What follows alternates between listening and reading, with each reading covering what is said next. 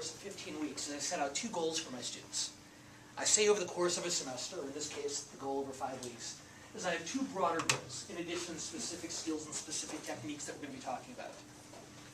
Number 1, I'm going to make you more cynical about politics. And I think that a few of you are thinking to yourself, not awesome. Number 1, I'm going to make you more cynical about politics.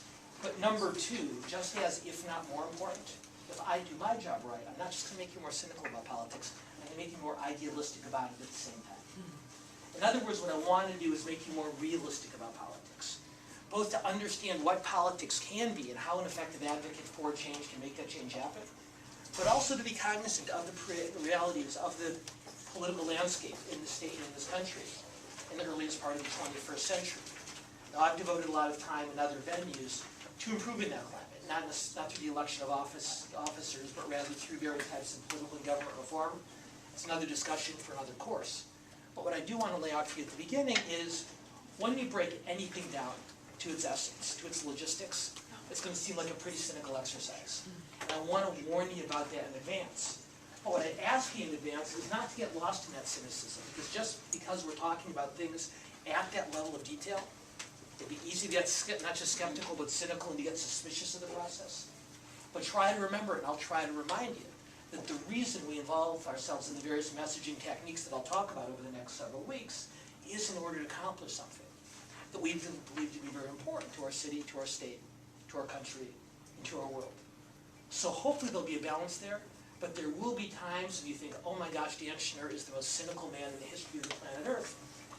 And, well, that may be true, but that's not the point of the class here. So, in that spirit, I'm going to start out by offering you what I consider to be my own first rule of political communications. And to this day, whenever I get into a difficult situation where I'm not quite sure how to communicate a message, or I'm not quite sure how to most effectively develop or target or deliver it, I come back to this basic principle, and it helps me navigate my way through the specific challenges I'm facing and decide how to employ the various techniques and skills we'll be talking about over the course of the next several weeks. The rule is as follows. 3 words. People don't care. People don't care. Now, did I warn you that I was going to make you cynical? Of course I did. So just bear with me for a minute here. Because what I want to do is I want to edit myself. Actually, that's not true. I don't want to edit myself. I want to clarify myself. And make it clear to all of you that I'm not saying people don't care, period. I'm not saying people don't care, exclamation point. I'm saying people don't care, comma. People don't care, comma, at least as much as we do, period. People don't care at least as much as we do. And it's a critically important lesson to learn, and I'm guessing it's one that maybe 1 or 2 of you even learned in the classroom, when you cared more deeply about something than perhaps a couple of your students did on a particular day. Well, writ large, with a classroom of 38 million people in California, inevitably, frequently, almost consistently, you're going to come to a point where you realize that you care more deeply about whatever it is you're advocating for than anyone else in the conversation. And that's almost a truism, and it's inevitable. Why is it inevitable? Because you're advocating for it. You have made a decision to devote a significant amount of your time and energy and resources in order to run for office, in order to help someone else get elected, in order to convince the community that a particular type of education reform or other types of policy change is necessary. And by virtue of the fact that you're knocking on doors, or sending emails, or hosting community meetings, that means that you care more than anybody else in the room. And that's not a bad thing. That's a good thing. That's a great thing. It's a phenomenal thing. It's a noble thing. But it puts you out of the mainstream of your community. And one of the greatest challenges we face as political communicators of any type, is remembering that most people don't care as much as we do about what we're talking about. Let me ask you a question. Tell me your name again. Eric. Eric, do you have a favorite sports team, a basketball team, football team? The San Diego Chargers. The San Diego Chargers. Well, that must be sort of frustrating, but okay.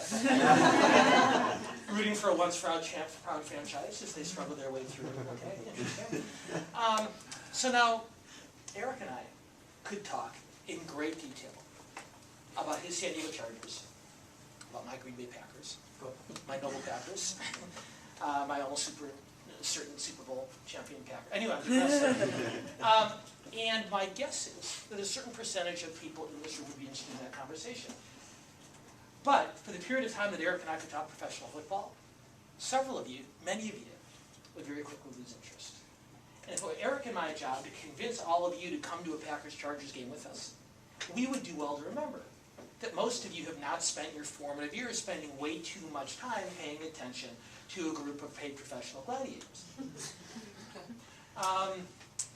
Tell me your name all the way in the back of the room again, I'm sorry? Trace. Trace, do you have a favorite singer, favorite group, anything like that? Alabama Shakes. Alabama Shakes, okay. I have no idea what you're talking about. Most people, if they're being obsequious, will come up with something from the 70s and 80s. Don't worry about that at all. Alabama Shakes? Yeah. See, I take pride in this. Usually with my undergrads, I can at least get some idea what they're talking about, but this is new turf for me. What kind of music is it? It's sort of rock, alternative rock. Oh, listen, I'm embarrassed. I listened to 98.7. Oh my gosh. Yeah, they're on. They are? Yeah. Okay, maybe I just don't listen to the announcements. Anyway, so you and I could spend a great amount of time talking about this obscure alternative rock band of yours. And very quickly, Allie, who's really more into Gilbert and Sullivan, very quickly lose interest in the conversation. We want to convince her to go to this concert. And what we have to remember, she doesn't care as much about this stuff as we do.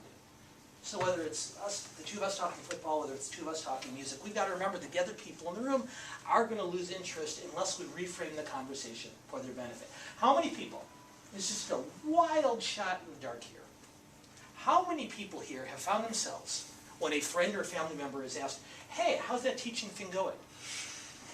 Maybe tell them a little bit more than they intended when you ask them a question. Oh, come on, every single one of them. And what I have to remind myself at Thanksgiving and family get-togethers and that kind of thing is it's not that they're not interested. They're just interested to hear. They're not interested to hear. So let me tell you about the third week of class, Grandpa, and then you gradually lose interest. So people don't care, as much as we do. And so what that means is that we're not able to tell our audience, whether it's football or music or teaching or politics, we're not able to tell our audience everything we want them to know. We have to prioritize. You're going to hear me talking about prioritizing over and over and over again for the next 5 weeks. You can't tell them everything you want them to know. You can only tell them the most important things. And particularly when it comes to politics, it's worth remembering that there is a tremendous competition for the voters' attention. The person who is interested in politics to a mild degree, not to the degree that you are. The person who's interested in education reform, to some degree, not to the level that you are. They care, they don't care as much as you do. And that means they're willing to give you some time, but not a huge amount. Remember, there's this tremendous competition going on for their attention. You are competing not only with your opponent running for office, you are competing with everyone else on the ballot. Eric, when's your next election? Last week of October. Last week of October. So Eric will be competing. You have opponents, I'm guessing? I hope so. Okay. Why? Because I ran unopposed last time, so I'm looking for a little competition. Okay, that's noble, but no, you don't. That's the best kind of election to win, by voice vote. All those in favor of Eric say, aye, the ayes have it. Okay, let's move on.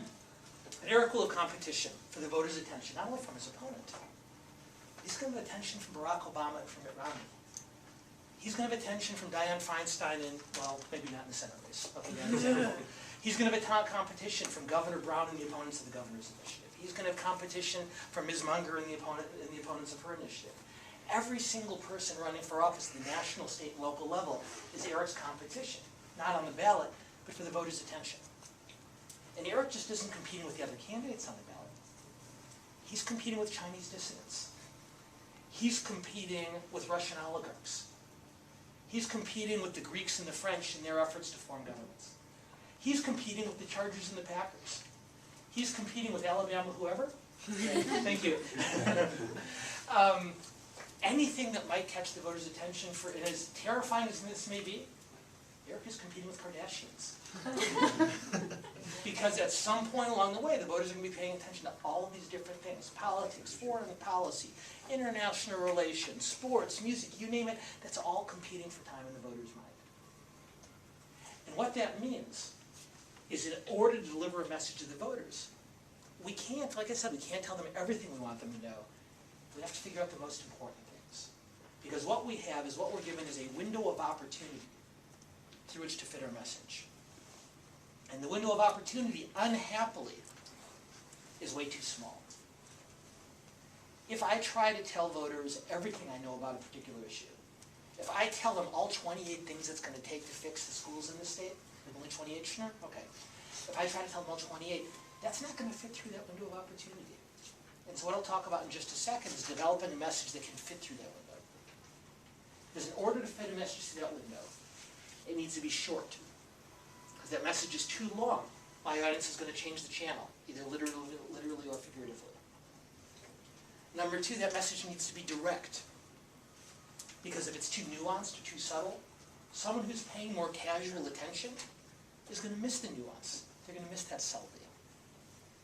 And third, that message needs to be easy to understand. Because if it's overly complicated, it's way too easy for someone who has way too many things going on in their life simply to check out and say, okay, I'm not going to bother trying to figure this out. And these people aren't lazy. They're not stupid. Every single one of us does this. I will pick up an article, I will admit it to just between the 40 of us. I know at an abstract level, not only that actually, I know at all sorts of levels, that water policy in California is a critically important issue. I read the papers, I read about schools, I read about jobs, I read about healthcare, I read about criminal justice. I see articles about water. I think to myself, okay, Schnur, you got to know this. This is important stuff. Water's complicated. And so I read these articles and I think to myself, I've got to make it through this article because this is important. I need to know this. And what do I find myself doing?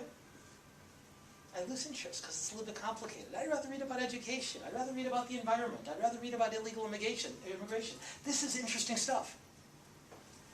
And so the voters who we're trying to talk to about our message, if it's too complicated, they're going to have the same reaction that I do when I try to read about water policy. Now I make myself do it because I'm a hopeless political nerd. But most people aren't really that invested. So that message, in order to effectively take advantage of that relatively limited window of opportunity the voters give us, that message has got to be short, it's got to be direct, and it's got to be easy to understand. And I know what you're thinking. You're thinking, oh my gosh, people don't care was just the beginning. Dan Schnur is the most cynical man on the planet because now what he's telling us, say the political veterans in here, what Schnur is telling us is to dumb down the message. That's what he's saying. A short and direct and easy to understand message, he's saying dumb it down. And before you write that down, please, that's not what I'm saying. I'm not talking about dumbing down the message, not at all. Instead of dumbing down, what I'm talking about is what I would call instead coming attractions.